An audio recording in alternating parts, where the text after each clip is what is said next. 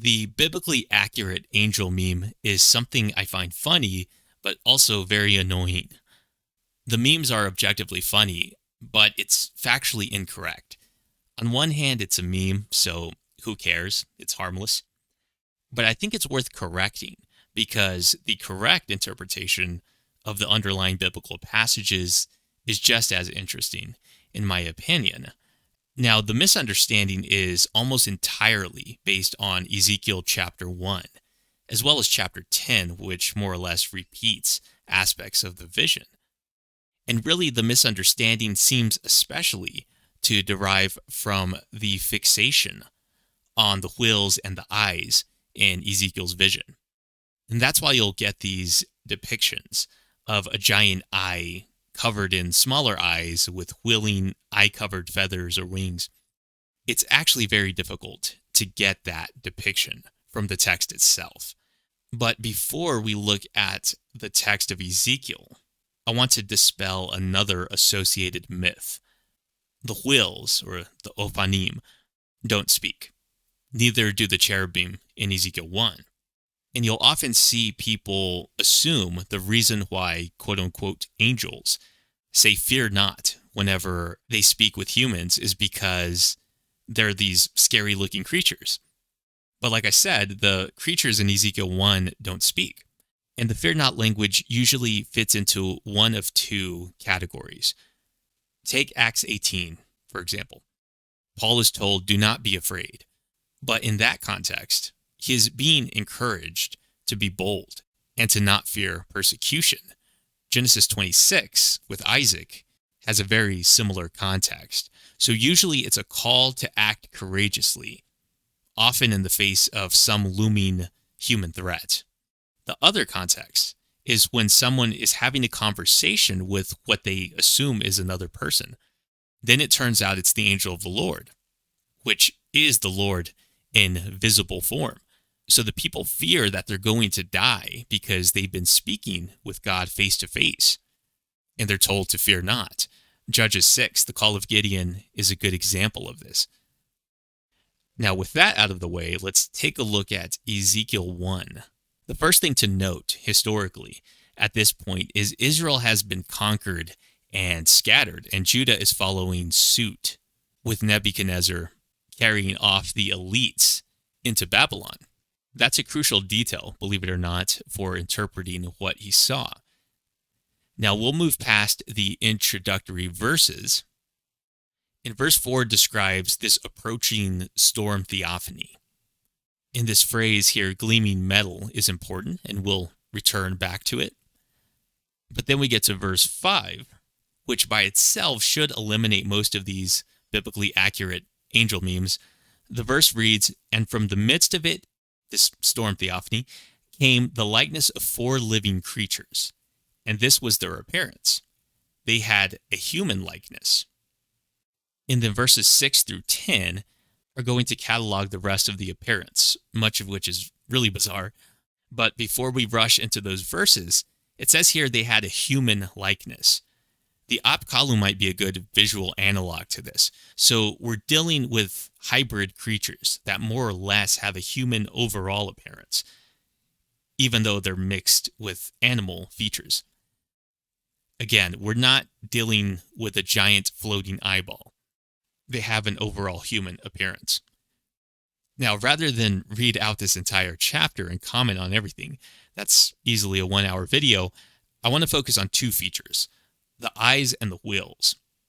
And we'll start with the eyes because that will, I think, inform us as to what the wheels exactly are as well.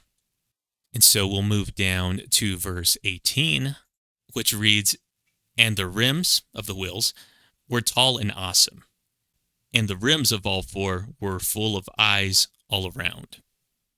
Now, the Hebrew term for eyes is ayin, which generically means eye or eyes. But notice as I click on it, appearance up here is also highlighted.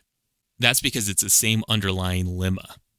And the lemma refers to the base of the word. This is the base form of the word, like what you would get in a dictionary. If you look up walking, In the dictionary, it will say, why are you looking up this easy word? But then it'll say, see walk. Similarly, other tenses, like walked, walks, will refer you back to the base of the word. But this is a really important detail because people really fixate on the eyes here in verse 18. And chapter 10, when the vision is repeated, it'll add the detail that not just the wheels, but also the creatures are covered in eyes. Revelation 4, similarly, repeats this detail. But what's interesting and what people fail to account for, as I run this search on the root of this word, and we can narrow down this search even more to the latter prophets. And so as you can see, it's just generically the word for eye or eyes. And as we move down to Ezekiel 1, we'll notice something interesting here. So as we can see here now in this new color, we have the occurrences of this underlying term. But as we look closer at this list, we'll note these dots here, which mean that the Hebrew goes untranslated. So like I said earlier, we'd return to verse 4 and this phrase, and in the midst of the fire, as it were, gleaming metal. And usually this gets translated as like amber or something to that effect. But as you can see right here, the 26th word, again, it's our word eye.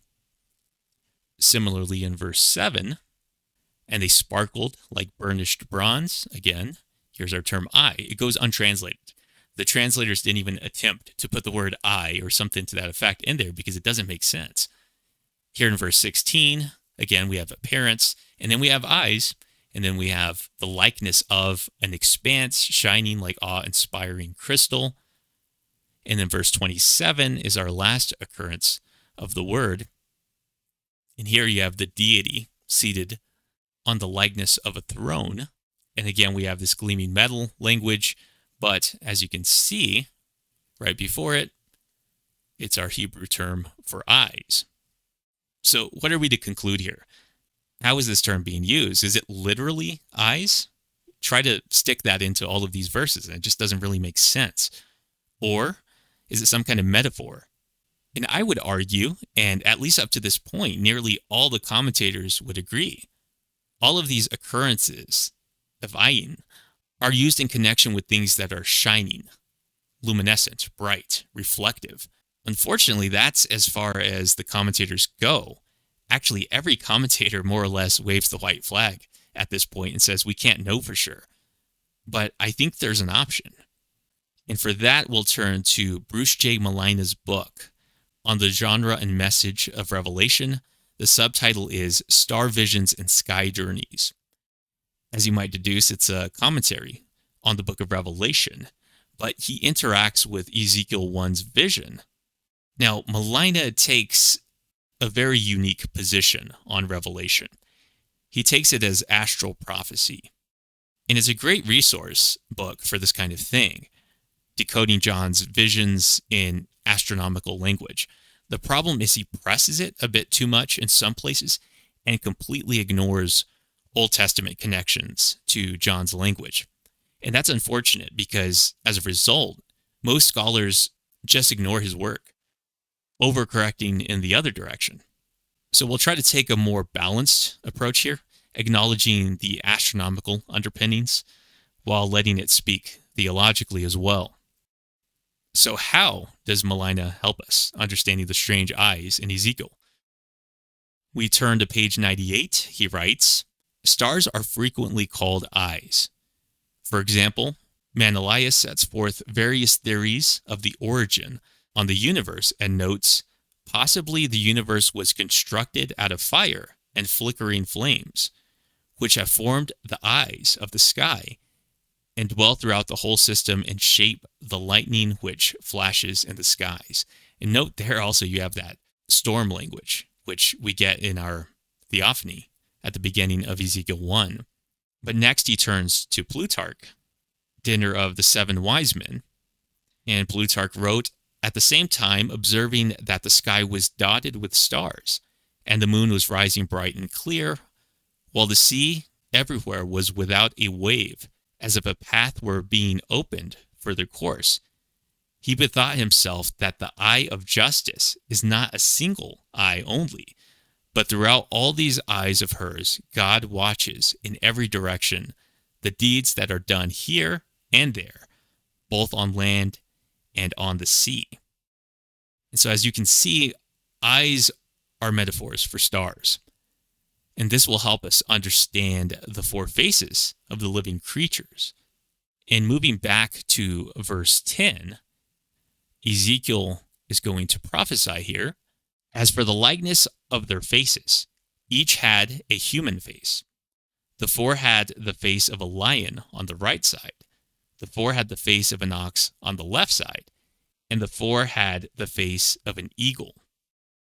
Again, we turn to Melina, page 99. He writes, again, because stars are called eyes, the four living creatures full of eyes would be constellations full of stars, in both John's vision and in Ezekiel 1 and 10.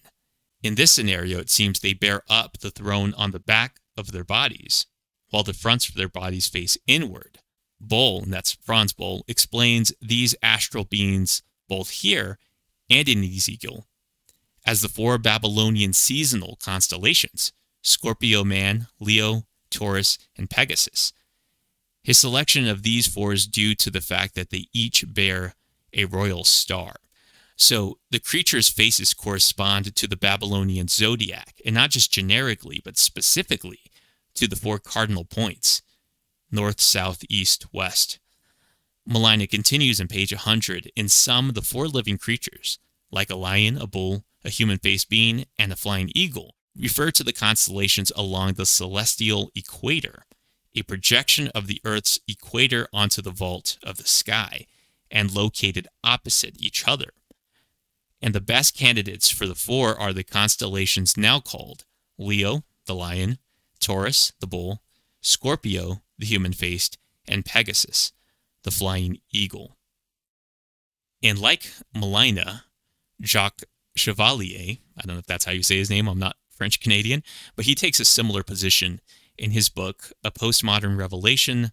The subtitle is Signs of Astrology and the Apocalypse. On page 237, he writes, Ezekiel's vision can therefore be credited for bringing all of these creatures together in a single four-faced expression of the complete cycle of seasons. And he continues that discreetly but effectively, Ezekiel pulled together the emblems of the four principal tribes of Israel. And so this is interesting because the tribes were put in this positioning, kind of in a circle, but in groups of threes and stuff like that. And they're each given symbols. The symbols don't correspond totally to the zodiac or to the 12 signs, but you can make a connection to at least the cardinal points. So as he continues, the four principal tribes of Israel: a lion for Judah's camp, a man and a river for Reuben's, an eagle and a serpent for Dan's, and an ox for Ephraim's. But what I want to note specifically is how Ezekiel is fusing together the four faces to the four cardinal points of the zodiac and therefore to the seasons. And so in describing the four cardinal points of the zodiac in the faces of the living creatures, which themselves are covered in eyes, that is stars, Ezekiel is describing the entire heavens as supporting the throne of God. As awe-inspiring as the universe is, it's only a platform for God's throne. And now a few items of interest here. One, Ezekiel is writing in Babylon, in exile, and is using imagery familiar to Babylonian royal and religious ideology to make the point: in spite of Israel and Judah's failures and their current spiritual condition, Yahweh is still the one seated on the throne. And another interesting aspect in this is Ezekiel sees a human likeness on the throne. The other exiled prophet in Babylon is Daniel. In chapter 7, he has the same throne chariot vision, but his is far less detailed. But in Daniel 7, one like a son of man, in other words, a human, is riding on the cloud being brought to the Ancient of Days. And the cloud rider imagery and language is standard language for the top deity, the God of gods. So you somehow have a human God of gods being brought to the God of gods. But it's with these kind of cryptic messianic details in mind I want to turn to the whales themselves, because I think that this ties a bit into the why. Why are Ezekiel, Daniel, and John in Revelation, why are they dipping into pagan astronomical language? It's partially polemical, as just noted, but it goes into the concept of cycles of time. The skies, the heavens as a giant chronometer or clock. And the broader astronomical elements have been noted in the past. Franz Boll was mentioned earlier. You also had Maunder around the same time period, an astronomer in the late 1800s, and he was a pioneer in, I think, like sunspots. And he wrote about some of the astronomical elements in scripture. But as far as astral connections to the whales, here I'm indebted to Michael Heiser and his observations and speculations. Like the eyes, the whales are super mysterious. You'll see obvious references to these whales in popular culture and science fiction. The movie Knowing, which is a very Gnostic movie, as the title suggests, the quote-unquote alien spaceship at the end is explicitly based on Ezekiel. Or again, supposedly, I think that there's an over-literalization of the whales, but we'll get to that. And also in Event Horizon, the gravity drive, you even have lights that rather look like eyes. So this vision, and again, the whales have penetrated even to popular culture, but it remains very enigmatic. And the fact that you have a whale within a whale has proven especially difficult to interpret. But if the previous astronomical interpretations hold about the eyes and the faces, maybe the whales themselves have a similar quality. The whales are covered in eyes. And again, if eyes are stars, okay, the whales are then covered in stars. And I don't recall which commentary was discussing the whale within the whale phrase, but among a number of possibilities, they mentioned an astrolabe or something like it. And I think that's the correct trajectory. You have cycles, orbits. You could even say wheels of movement for the stars. And in Odell's commentary, she makes an interesting comment. She doesn't note any of the astronomical language, but her comment dovetails very nicely with what I'm angling towards. And so she writes, as with the other features of the vision, the wheels suggest the potential of power, if not its actual manifestation. Wheels are not necessarily benign objects. And here she quotes a number of passages about chariot wheels and their depictions of warfare. But the latter part, she mentions here that there seems to be this connection with the wheels and the executing of judgment. And so she cites here Proverbs 20:26 and Isaiah 28:27. In light of this association between wheels and judgment, it is worth noting that the wheels' great height in verse 18, as well as their placement on earth in verse 15, so the wheels touch down to earth, suggest that it is the wheels that establish the connection between divine rule and the earthly realm. So the wheels somehow connect God's cosmic rule and the execution of God's justice on earth. So take that understanding. Now connect that to Jeremiah's prophecy of the 70-year exile.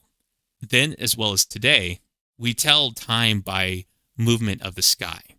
God gave us the skies, the objects in the sky, as a timetable to mark out times and seasons and that kind of stuff. We're told this in Genesis. And he gave Jeremiah the prophet a timetable for the return from exile, 70 years. He then gave Daniel almost something of an update, that it's not just 70 years, it's 77s or 490. And so the wheels are grinding away slowly according to God's plan. And so the vision, I would argue, isn't just a polemic of the Mesopotamian king of the four quarters ideology. The portrayal of God's throne above the four living creatures of heaven makes Yahweh God of all creation. But the wheels, the cycles of time, make him the Lord of time as well. He's the Lord of space and time. And we just finished a study on Chronicles, and I had never seen anyone point this out before. But William Johnstone noted that in the Chronicler's presentation, the returning exilic generation was the 50th from Adam. In other words, they were a Jubilee generation.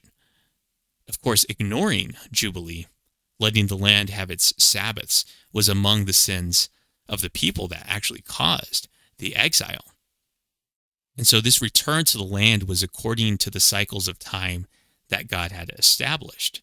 And of course, to the fulfillment of Jeremiah, the people did return at the end of 70 years, but the Lord never returned in glory to the people.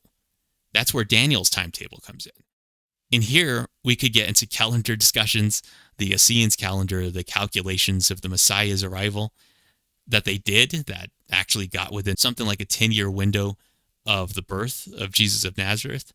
You could also loop in Revelation 12, the astronomical language that places the birth of Jesus to a very narrow time window. And if you take Revelation 12 as astral prophecy of Jesus' birth date, the September 11th 3 BC birth date, has Jesus beginning his ministry on the Jubilee year. And so the latter prophets of the Old Testament had something of an already but not yet. Jeremiah's return was fulfilled, and the Jubilee generation did return to rebuild the temple.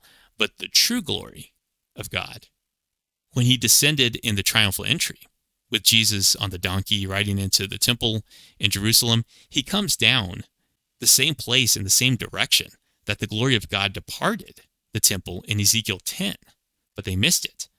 The great Jubilee associated with the true temple, the heavenly tabernacle, the Word became flesh, that was missed as well. But all of this was according to God's timetables, but I think the wheels are speaking to that. The wheels are the cycles of time. But what do I know? Maybe it's all just a giant eyeball floating around and it means nothing and it just looks cool. But anyway, for the Ko-Fi folks, silver and up, I'll export my notes here in Ezekiel chapter 1 into a PDF. I've not really fully studied it out, but you can have what I've looked at so far. And I'll also append a couple of pages, like 2 or 3 pages, from Heiser's Angels book, as well as Bill's book, The Temple and the Church's Mission. The Heiser book has to do with the entry on the cherubim and the seraphim, and Bill's book has to do with discussion on gemstones related to the high priest's wardrobe. And that's significant for this passage because one of these suggestions for the eyes is, you'll see some, like Block in his commentary, they suggest that the term could be a loan word associated with some kind of precious stone. He calls them eye jewels. But to associate the eyes with jewels and precious stones, it doesn't actually contradict the astronomical interpretation.